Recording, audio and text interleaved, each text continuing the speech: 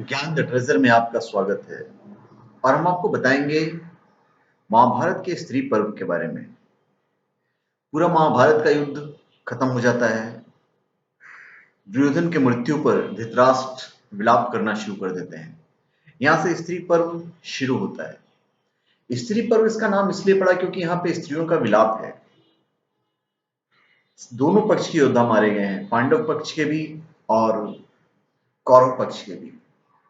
न जाने कितनी माए ने अपने पुत्र खोया और कितनी औरतों ने अपने सुहाग उजाड़े, इसलिए इसका नाम स्त्री पर्व है। दुर्योधन की मृत्यु पर हस्तिनापुर के राज दरबार में भी शोक छा गया।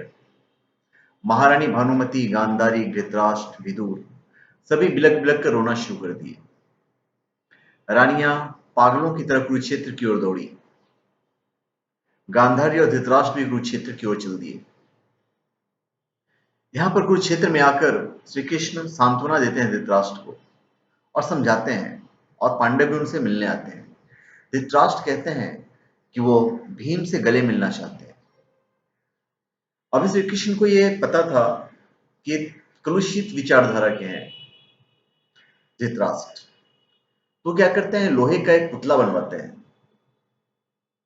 और लोहे का पुतला को सामने रख देते हैं और कहते हैं कि भीम आ गया, आप उसे गले मिल लीजिए।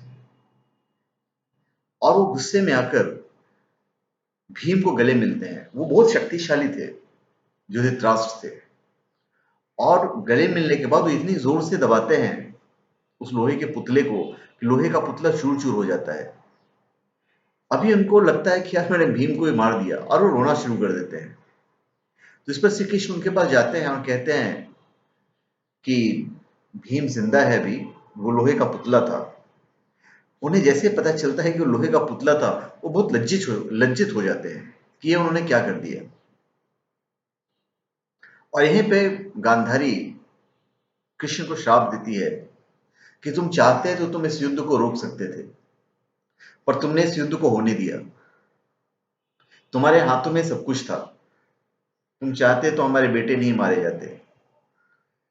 और कहती कि जिस तरह हमारा पूरा वंश समाप्त हो गया, उसी तरह तुम्हारा भी पूरा वंश समाप्त हो जाएगा, तुम्हारा परिवार नष्ट हो जाएगा। और श्री कृष्ण कहते हैं कि मुझे आपका यह आशीर्वाद स्वीकार्य है। फिर धृतराष्ट्र की आज्ञा से कौरव तथा पांडवों के वंश के सभी मृतकों का दाह संस्कार कराया जाता है। यही है महाभारत का स्त्री पर्व। धन्यवाद। आप हमारे चैनल पे सब्सक्राइब करें और अपने कमेंट दीजिए। धन्यवाद।